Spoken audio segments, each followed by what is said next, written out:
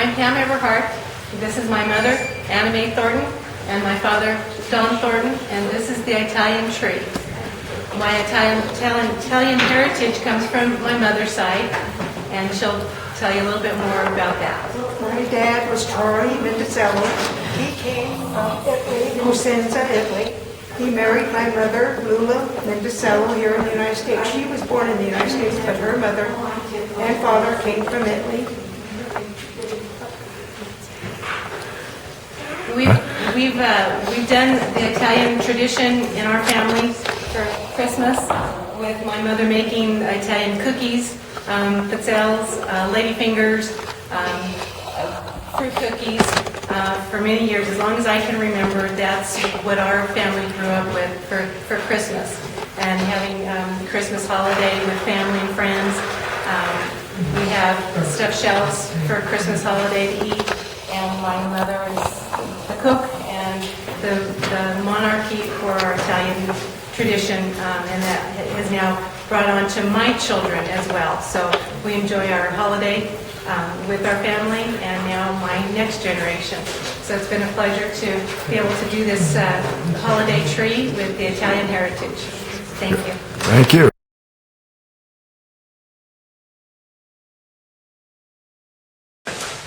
Hello, I'm Dagmar Heaney from the president of the Pueblo German Club. This is a Weihnachtsbaum, and I want to wish everybody fröhliche Weihnachten. And the German Christmas trees generally are not put up until the evening or the day of the 24th of December. And the first time children get to see a tree is on the evening of the 24th, because that's when the Christ child leaves the presents under the tree. And that's when the Germans open their presents. Also, I'd like to introduce Anneliese Moore, who is one of the original members of the Pueblo German Club, and her granddaughter Morgan, and my granddaughter Brooke Haney. So there are many legends connected with the Christmas tree. One of the ones that I will be putting up is a pickle, and I will have a description about what it's about. It's as the last ornament on a tree. It is hidden, and then whoever finds it in the morning gets a special present for it. So we'll be hanging a pickle on the tree as well. Also, I have a big explanation about the histories in Germany, and there are many, many traditions about the pickle. And when the Christmas tree is being decorated during the day on the 24th, there is a pickle that is put on the tree, but it's hidden inside the tree. And then the next morning, whoever finds it gets a special present and is congratulated for finding the tree within the branches of the tree itself. So. Also, we have a big display over here about many of the traditions, how the Christmas tree came about. And in some parts of Germany, there also is called what is called a pyramid. It comes from the eastern side of Germany, and these are made by wood carvers, and they are made with candles, and the candles make a windmill and turn the heat from the candles turn the windmill, so to speak. Also, in Germany, now there's a lot of American influence, but usually Germany, Christmas is a quiet time. Christmas dinner oftentimes consists of a goose, and as I said before, the Christmas tree is taken down generally after January the 6th. And people go to church and go to midnight mass or other special things. Children lots of times recite a poem or play an instrument to them on Christmas Eve, and as a present to the parents. Okay, good. Thank you. Go ahead. In the early church in Greece, many folks couldn't read or write. They used icons like this one, and this one, to pass on the faith to each generation. Icons were never said to be painted or drawn. Rather, they were written. The truths of the event being depicted in the icon could be read to children and to others. Icons were never worshipped, but rather they were used to help people focus on the Lord and learn about their faith. Here's a reading of the icon of the Nativity. In it is found what Christians have believed Okay. about the birth of Jesus through the centuries. There's much more that could be read into this icon, but that would take a lot longer. The traditional icon of the Nativity, ancient though it is, takes note of our modern problems. Here on the lower left, we find a despondent Joseph listening to a figure that represents what we might call the voice of unenlightened reason, the voice of the evil one. Joseph can't quite believe what he's experienced. A woman gives birth to a child as women have been doing ever since Eve. Joseph has witnessed that birth, and there's nothing different about it, except that it occurred in such dire circumstances in a cave in which animals are kept in cold weather. Joseph has had his bad dreams. He's heard angelic voices. He's been reassured in a variety of ways that the child born of Mary is none other than the awaited one, the anointed, God's Son. But still, belief comes hard. The labor of giving birth is arduous, as we see in Mary's reclining figure. And so is the labor to believe. Mary has completed this stage of her struggle, but Joseph still grapples with his. The theme is not only in Joseph's face. The black of the cave of Christ's birth in the center of the icon represents all human disbelief, all fear, and all hopelessness. In the midst of a starless night in the cave of our despair, Christ, the light of the world, enters history, having been clothed in flesh in Mary's body. It is just as the St. John said in the beginning of his gospel, the light shines in the darkness, and the darkness cannot overcome it. In the icon, there is no charming Bethlehem, bathed in the light of the Nativity star, but only a rugged mountain with a few plants. The austere mountain represents a hard, unwelcoming world in which survival is a real battle. The world since our expulsion from paradise. The most prominent figure in the icon, of course, is Mary. The stars on Mary's garment denote her virginity before, during, and after her nativity. She's known as the Theotokos, God-bearer or Mother of God. Her quiet but wholeheartedly assent to the invitation brought to her by the Archangel Gabriel has led her to Bethlehem, to a cave where there is a manger at the edge of a small village, which becomes the center of the universe. He who was distant has come here, first filling her body, now visible in the flesh. As is usual in iconography, the main event is moved to the foreground, free of its surroundings. So the cave is placed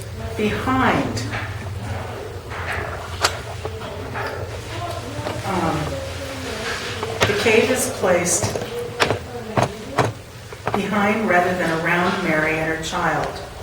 The birth occurs in a cave that was being used as a stable. The cave still exists in Bethlehem. Countless Christians have prayed there over the years. We see in the icon that Christ's birth is not only for us, but for all creation. The donkey and the ox recall the opening verses of the prophet Isaiah. An ox knows its owner, and a donkey its master's manger. They also represent all creatures great and small, endangered, punished, and exploited by human beings. They too are victims of the fall. Christ's nativity is for them as well as for us. There's something about the way Mary turns away from her son that makes us aware of a struggle different than what Joseph is experiencing. She knows very well that her child has no human father, but she does not know her child's future. The ruler of all rules from a manger in a stable. We see that the Christ child's body is wrapped in swaddling clothes, in icons of Christ's burial. He is wearing similar bands of cloth, as does Lazarus in the icon of his raising by Christ. In the nativity icon, the manger looks much like a coffin. In this way, the icon links birth and death. The death is implied in his birth. We see angels who are worshiping Jesus. Angels are deeply enmeshed in our history, and we know some of them by name. This momentous event is for them as well as us. On the left are the three wise men that have come from far off, whose close attention to activity in the heavens made them come on pilgrimage in order to pay homage to a king who belongs not to one people, but to all people, not to one age, but to all ages. There are the shepherds on the right side. The simple people summoned by angels to respond to Christ's birth. It is not religious leaders or the great rulers of this world who are summoned and brought here. Throughout history, it has been the simple people who have been most uncompromised in their response to the gospel, who have not buried God in footnotes. Not the wise men, but the shepherds were permitted to hear the choir of angels singing God's praises. On the bottom right of the icon, there are two midwives washing the newborn baby. The midwives underscore Christ's full participation in human nature. He is fully man. There's a ray of divine light that connects heaven with the baby. The partially revealed circle at the very top of the icon symbolizes God the Father. The small circle within the descending ray represents the Holy Spirit, while the child is the second person of the Holy Trinity, the Son. The symbol is also connected with the star that led the Magi to the cave. Orthodoxy often speaks of Christ in terms of light, and this too is suggested by the ray connecting heaven to the manger. Our Savior, the dayspring from on high, has visited us, and we who were in shadow and in darkness have found the truth, the early church sang on Christmas, the feast of Christ's nativity according to the flesh. The iconographic portrayal of Christ's birth is not without radical social implications. Christ's birth occurred where it did, we are told by Matthew, because there was no room in the inn. He who welcomes all is himself unwelcome. From the first moment, he is something like a refugee, as indeed he soon will be in the very strict sense of the word, in Egypt with Mary and Joseph, at a safe distance from the murderous Herod. Later in life, he will say to his followers, I was homeless and you took me in. We are saved not by our achievements, but by our participation in the mercy of God, God's hospitality. If we turn our backs on the homeless and those without the necessities of life, we will end up with nothing more than ideas and slogans and be lost in the icon's starless cave. We return at the end to the two figures at the heart of the icon.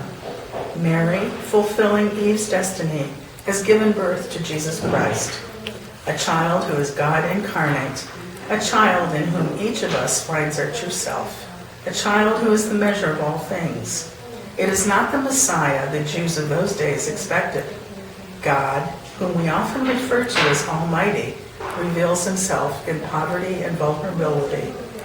Christmas is the revelation of the love of God. Thank you.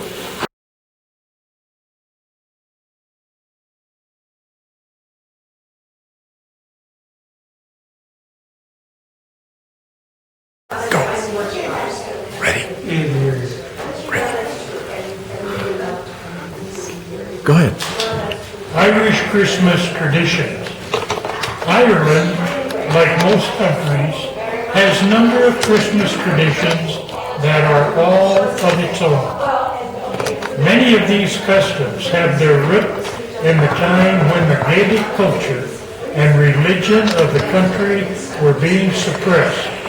and it is perhaps because of that they have survived into modern times. The candle in the window. The placing of a lighted candle in the window of a house on Christmas Eve is still practiced today. It has a number of purposes, but primarily it was a symbol of welcome to Mary and Joseph as they traveled looking for shelter.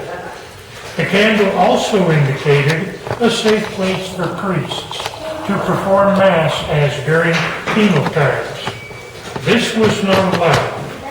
A further element of the tradition is that the candle should be lit by the youngest member of the household and only be extinguished by a girl bearing the name Mary. The laden table. After evening meal on Christmas Eve, the kitchen table was again set, and on it were placed a loaf of bread filled with caraway seeds and raisins, a pitcher of milk, and a large lit candle. The door to the house was left unlatched so that Mary and Joseph or any wandering traveler could avail of the welcome. Thank you.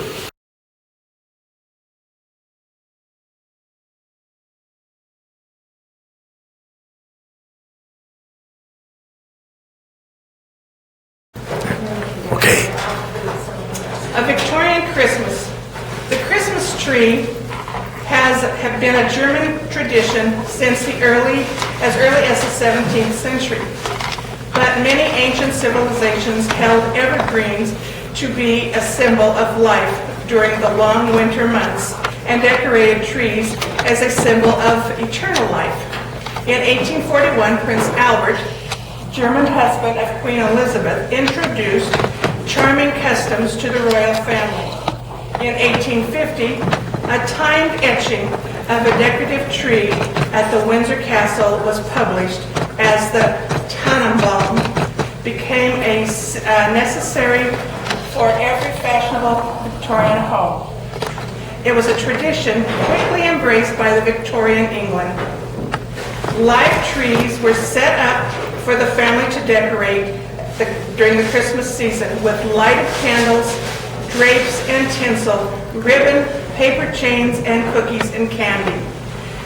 Although the Victorian tree idea of Christmas was not commercial, having more to do with food and the exchange of homemade gifts, New York soon saw the commercial advantage of the holiday filled of the exchange of gifts. By the 1880s, Macy's department store windows were filled with the wonderful dolls and toys from Germany, France, Austria, and Switzerland. Another window shows scenes with steam-driven movable parts.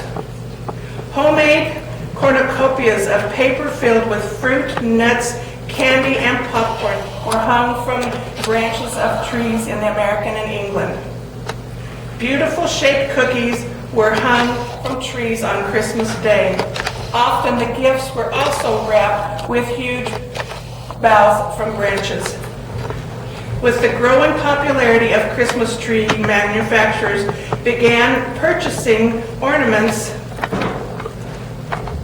and around 1870 they also were popular molded wax figures of angels and children. Many ornaments were made of cottonwood wrapped around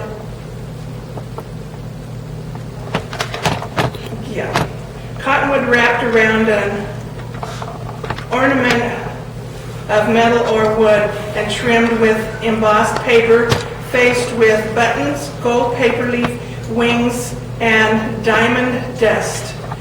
Actually, powdered glass was put on the trees. They also had caroling, that people would stand around the tree to carol. The Christmas greeneries were decorated throughout the house with boughs put everywhere.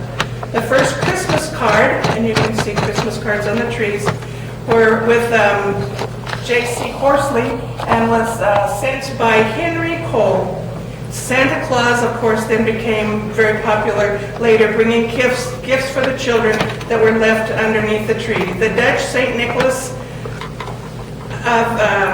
the Dutch St. Nick, England's Father Christmas, and the German Kris Kringle were all popular with the idea of Christmas. The ancient times, Norse and German people told stories of the Yule elf who brought gifts along during the solstice. Victorian Christmas was celebrated as a joyous occasion. First and foremost, it is a religious holiday, but giving and family were important.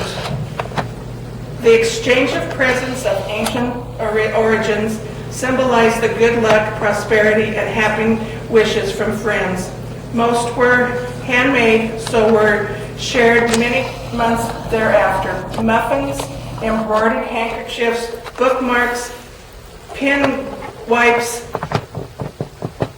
and other useful gifts were lovely stitched, glued, and colorful items given as family members and friends through the fall and winter months. Wrapped of colored paper, tissue, and cloth were chosen with ribbons to complete.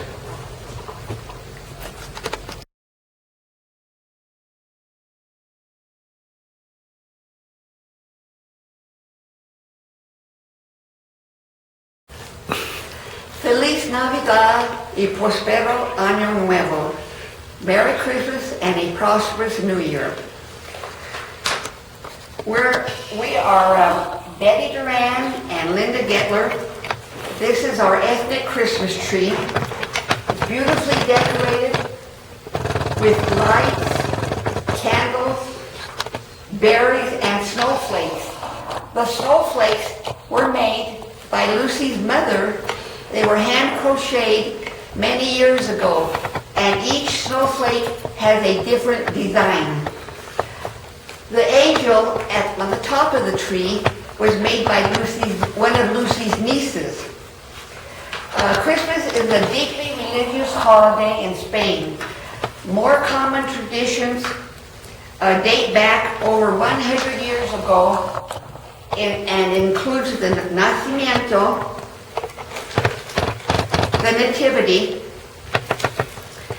and during the week before Christmas, family members gather together in their homes around the mangers, which is in almost every home. Natividad is Spanish for Christmas. Feliz Navidad is Merry Christmas or Happy New Year.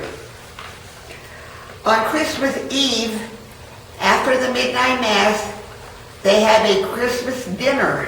And after the dinner, the streets are filled with dancers and onlookers, celebrating till the wee hours of the morning. Christmas is a very festive time in Spain. Christmas Day is spent at church with more feasting and merriment. The children of Spain think of the three wise men, or the kings, as the gift bearers. The tradition has it on January 6th, they brought gifts to Jesus. The children filled shoes with straw or barley for the animals who have traveled on that night. The barley and straw is for the animals to feed on. By morning, the barley and the straw is gone, and in place are the presents. The presents for the children. It is not Santa who comes in Spain to bear the gifts, but the three wise men or kings. On Epiphany Eve, January 5th, children leave their shoes on windsills, balconies, or under the tree to be filled with presents. If the children have been bad, they find a piece of coal in their shoe instead of a gift. The three wise men are Gaspard, Melchior, and Balthazar. Gaspard has brown hair and a brown beard or no beard. He wears a green cloak and a gold crown with green jewels in the crown. He's the king of Sheba. He brought frankincense to Jesus. Melchior has long white hair and a white beard and wears a gold cloak. He's the king of Arabia. Melchior represents the gold brought to Jesus. Gold is associated with kings, and the children believe that Jesus is the King of Kings. The third wise man is Balthazar, who has black skin and a black beard or no beard, and he wears a purple cloak. This is the king of Tars and Egypt. He brought myrrh perfume to Jesus. The children's favorite is Balthazar, who rides a donkey and is the one believed to bring the presents. I'm going to turn this over to Lucy, and she will talk about the Spanish custom.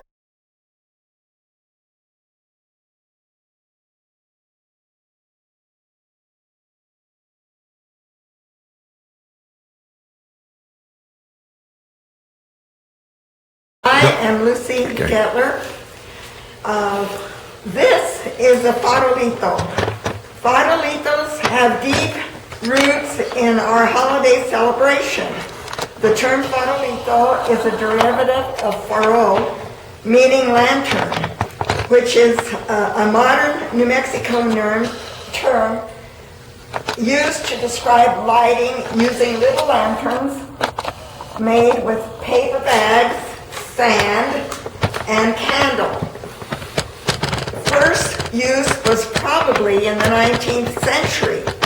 They are very much in use today in New Mexico. They can be seen on rooftops, fences, and driveways, to name a few places where a farolito might be placed.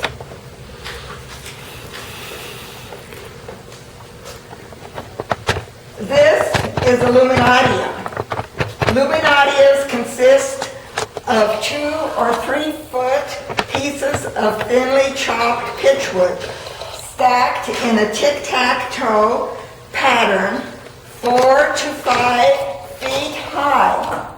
Even today, luminarias are used on Canyon Road in Santa Fe, New Mexico during Christmas holidays to light the way for tourists and locals alike. This dates back probably to the 1500s. Las Posadas. This commemorates the 9 days before Christmas when Mary and Joseph searched for shelter, hence the term posada. The innkeepers sing, "We have no room," and deny Mary and Joseph shelter. They eventually find shelter in a stable where Mary gives birth and the child is placed in a manger. Las Posadas is a Catholic tradition that dates back also to the 1500s in Spain and attracts participation from several musical and cultural groups in the Pueblo community. Now this group has done this for over 35 years. Feliz Navidad.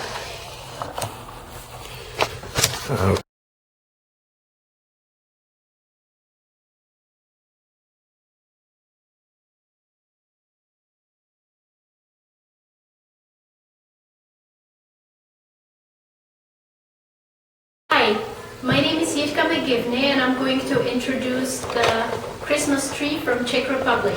Those are my daughters. I'm Patty. I'm Isabel. And how we celebrate Christmas in Czech Republic. The biggest difference is that we celebrate Christmas on December 24th, not 25th, so we open the presents a little earlier. And we usually do it after dinner, either at night, early night, or families with younger children, they usually do it in the evening. Our main dish is fish. It's a fried carp and potato salad and apple strudel. It's for dessert. Our Christmas tree, this Christmas tree is mostly with straw ornaments, and there's some dough ornaments, handmade, and apples, and some clay ornaments too, and wooden ornaments. So it's a kids safe tree. Okay.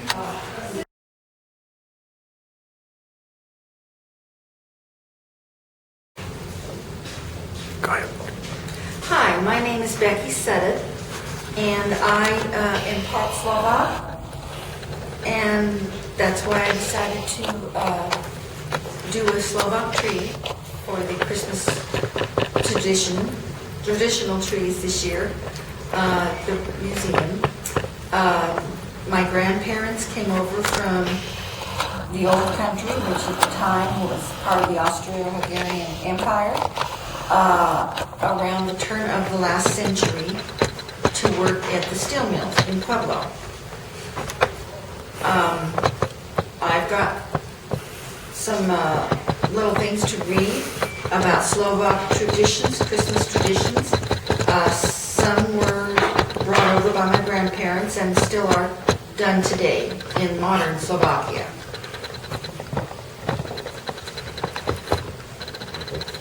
Slovakian Christmas traditions.